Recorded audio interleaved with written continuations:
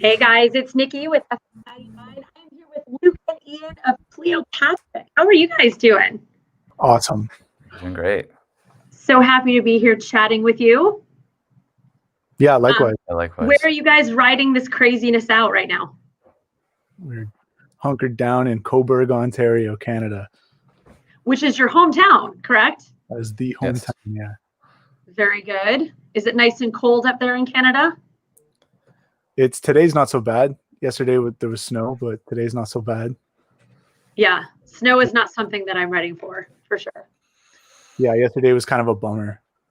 Yeah. Was that your first snow of the year? Yeah. Mm-hmm. Yeah. Well, I'll cross my fingers that it'll be your last, but we both know that that's not going to happen. So I saw something that said you guys have been friends since you were like really little. Tell me about that. That's true. Yeah, we've been friends since we were 4 years old. What? Seriously? Yes. Mm-hmm. Yes. Oh my gosh. How did you meet when you were 4? Was it parents? It was in junior kindergarten. It was like our first year of school. We were like one of like a few boys in the class, and we met on the first day of school. Okay. And you just walked in and said, hey, we're best friends. Let's. Pretty much, yeah. Yeah, I guess so, yeah. Very nice. So then at what age did you guys start playing together? You met when you were 4. I imagine you didn't start playing music together at 4. So when did that start? Yeah, I guess. I mean, we started playing music together when we were like 8-ish. We got matching guitars for Christmas that year. I love it. But we didn't really start playing music seriously together until, what were we, like 16 or something? Yeah, 16, 17, Yeah. late high school. Okay, so parents were clearly all for it if they bought you guys matching guitars when you were 8 years old. Yeah. This Yeah. has been a part of their plan the whole time. Yeah. They had the vision the whole time. Yeah. I love it. So who was your inspiration? Like when you guys started playing together, did you listen to certain bands and try to mimic them? Yeah, definitely. I think there was never like one specific band that we were really trying to like emulate, mostly because we knew that our circumstance here in Cobourg, like we just didn't feel like we could relate to many big bands that are from LA or New York or whatever. Yeah.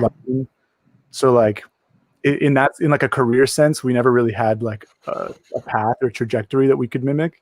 Yeah. But we covered a bunch of songs. Like our first band was a cover band and played like Foo Fighters and a bunch of Highly Suspect and just kind of like all the cool rock songs of whatever year that would have been. But yeah, there was like never one act that we were like basing all our decisions around. Yeah. So you started playing Highly Suspect covers, and then you went on tour with Highly Suspect. Did you? We didn't tour with them, but we got to play one show with them. Okay. It was pretty sweet. Like, it's a cute story because we were like really big fans, and for a period of when this band first started, like our set list was pretty much like, I don't know, 4 Highly Suspect songs and 2 songs we wrote. Okay. And yeah, so like we really looked up to them, but we were they had never come to Canada, so we couldn't see them up here, and all the shows they did close enough to the border for us to like drive down were I guess the age was like 21 or whatever, and we were 18 or something, so we couldn't get into the shows, so we never got to see them until that night when we opened for them. That was our first time seeing them live, and it was pretty surreal, like full circle moment. I can't even. How did that even happen? I don't know. Honestly, like I think it was just a combination of like a little bit of success on our side, people listening to our music, and I think the universe just did the rest for us. Yeah, seriously. I mean, that's very serendipitous. A band that you looked up to and covered their songs, and the first time you get to see them, it's the day you're opening for them. How amazing is that? Yeah. It was pretty surreal. I bet. Pretty surreal. Yeah. So tell me, the band name, Cleopatrick, where did it come from? I It was just like, it just kind of came, like Luke just said it really. I think it was a point in time like we were really into like switching letters in words and like combining words just as like a joke. Okay. And yeah, Luke just came up with it. I don't know. There's no real like, I don't know. Yeah, Luke just said it really. We were like, all right, that just became the name. We probably in hindsight should have put more thought into it, but well, I mean, it's working for you, so. yeah. You guys kind of have your own language, and you just came up with Cleopatrick because it sounded cool. Yeah. I guess that was pretty much the one motivation, was we thought it sounded cool. It sounds cool, yeah. Yeah, well, it does. I agree with that. Thanks. So for your single that we're playing, Hometown, which I will tell you, I grew up in a very small town myself. So that song resonates with me very, very much. It's Cool. terrific. In the music video, I think I already know the answer, but is it like home video of you two as kids? Yeah. That's from one of my birthday parties. I think maybe I was turning like 5 or 6 or something. Okay. Yeah. And then the rest is just montage of some mosh pits we've experienced over the years thanks to that song. Yeah, that was awesome. It kind of popped up and I was like, could it possibly be them as kids, or did you just want it to make it look that way? So that's awesome. Fully authentic. Yeah, we've had like this treasure trove of content from our moms that they've collected for us. I love that. Moms are awesome for that. My kids will appreciate that stuff someday. Yeah, totally. When they form their own rock band. Okay, so this question, what do you do for fun around your hometown besides playing music? That's a good question. Since COVID, we haven't done anything. But I don't even remember. We used to go for wings quite a bit. We'd go with Jake to a spot called the Cat and the Fiddle. We just get a bunch of wings and talk about the band and stuff. But I haven't done that in a long time. Okay. Well, I mean, since lockdown, there's a lot of things that none of us have been able to do for a long time. Yeah, exactly. Yeah. I understand that. Another Facebook question: how did you decide on being just a two-piece band? Yeah, that was it wasn't totally like part of the plan. We just we kind of like when we were starting the band, we wanted a bass player because that was just logical to us. But there wasn't really anyone that we could find on the same page as us in our town. There was like 3 bass players and it just wasn't working. So just figured out kind of how to fake it and stuck with it because it's been a cool, like unique part of like our songwriting and stuff. And I think it's helped us make our music a little bit more unique than what we would have maybe if we were a 3-piece. Sure. Well, and I mean, with the two of you, being friends for as long as you have, there's some synergy there that maybe you wouldn't necessarily have if you brought in a third person. Yeah, exactly. Yeah. We didn't feel it with anyone else. So we just didn't force it. So you guys working on your debut album? Mm-hmm. Do we have any dates? Well, COVID kind of messed that up a little bit.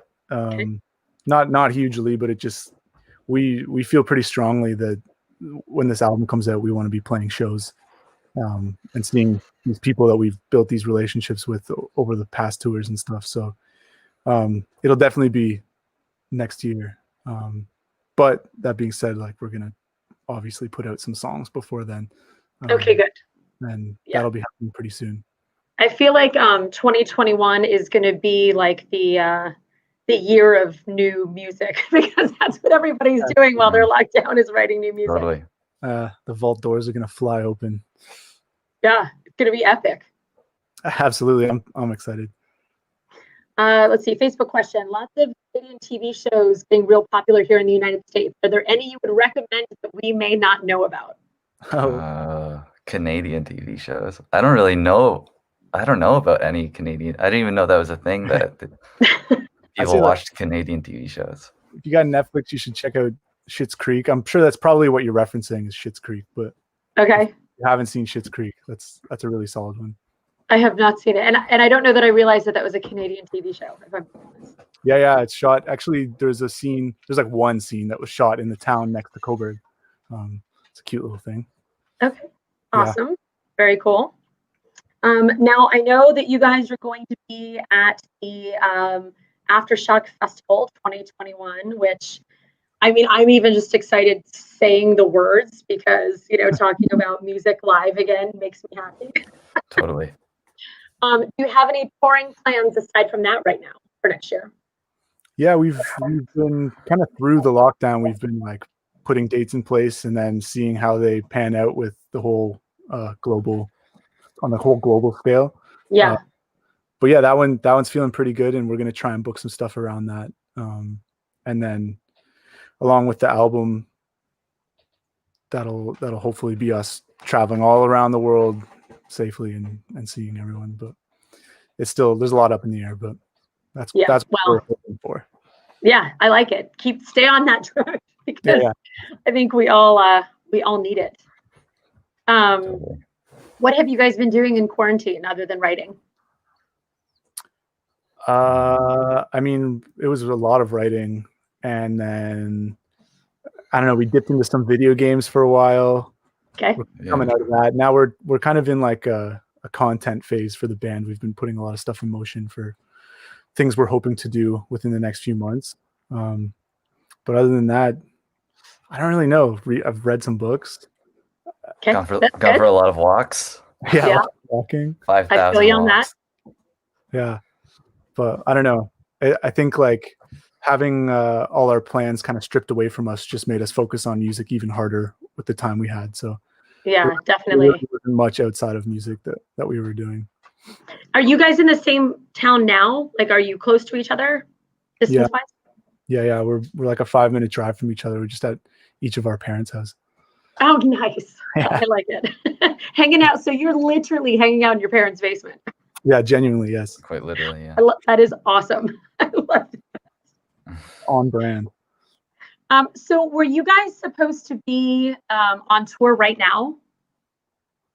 I can't remember, honestly. I don't think so. I think we might have had a couple of things in the works for this time frame, but I mean, it's been so long, there probably could have been new offers too. Like it's like, well, it's safe to assume we would have been, yeah. So when all went down, you were already at home. Yeah, we were. Yeah, we lucked out. We were about to leave for a tour with Grandson in Canada, but like, yeah, it was like 4 days before we went or something. Everything kind of hit the fan. And, yeah, we had lots of friends who had already driven across the States and then had to drive all the way back. So in that sense, we lucked out. Mm-hmm.